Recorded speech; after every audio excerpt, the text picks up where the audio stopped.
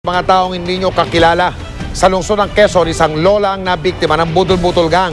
Ang iniwang clutch bag ng mga sospek ay inakala pang ang bomba. Si Emil Sumangil, naka-Alerto 24, eksklusibo. Ang apat na palapag na residential compound na ito ang narespondihan ng QCPD Mobile Group bago magtanghali. Ang tawag, galing sa 82 anyos na si Antonia Pureza. Gusto ro nito matiyak na hindi nga bomba ang laman ng clutch bag, na basta na lang daw iniwan ng mga di niya kakilalang tao. Progress, EOD. Sir, manto lang sir, ibig po dyan sir.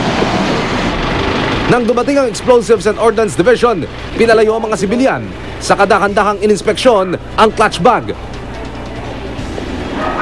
Sumambulat sa bomb squad ang isang bungkos ng mga papel na nakapaloob sa isang brown envelope. Walang pampasabog. Nang imbestigahan ng caller na si Pureza, ikinuwento niyang nakausap sa labas ng kanilang bahay ang dalawang babae at isang lalaki. Nagtanong raw ng kung ano-ano nang makakuha na ng tiempo.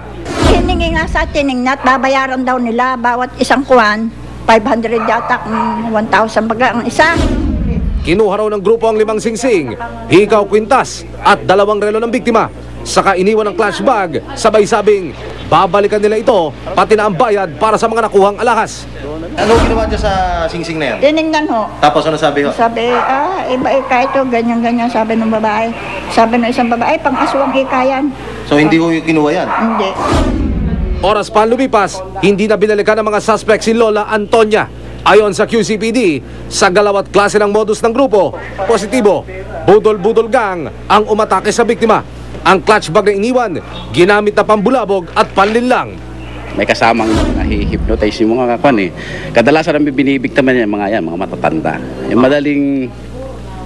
parang madaling maloko ba? Emil Sumangil, ang Alerto 24. 12 mababatas ang iimbestigahan na ng tanggapan ng Ombudsman kaugnay sa tinaguriang fertilizer fund scam. Kabilang dito si Senador Lito Lapid na tatayong Senator Judge sa impeachment court na lilitis sa kaso ni Ombudsman Merceditas Gutierrez. Nakatutok si Lia Manyala.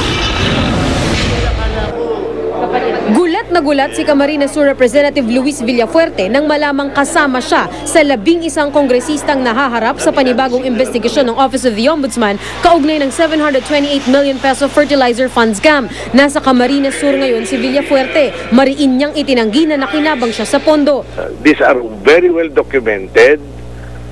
It has been audited by the Commission on Audit twice, particularly during the Senate investigation and after, and the province of Camarines Sur was cleared. Bukod kay Villafuerte, 10 iba pang kongresista ang kasama sa panibagong investigasyon ng Ombudsman.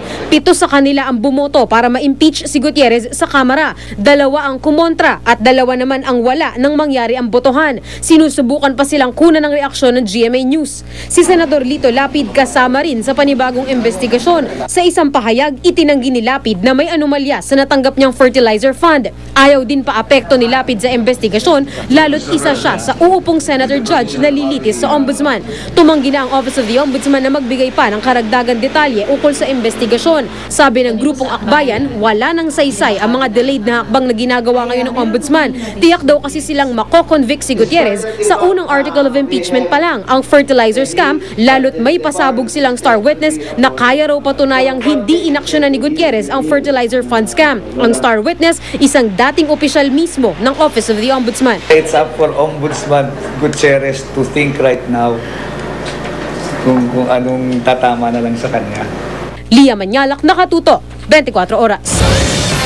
Susunod, mga imahe ni Pope John Paul II tampok sa isang tindahan ng Catholic items. Teenager sa Capiz nagsilang ng quadruplets. Manny Pacquiao muling mag-guest sa isang US talk show at manunod din ng NBA game. Tutukan lahat ng yan dito sa 24 oras.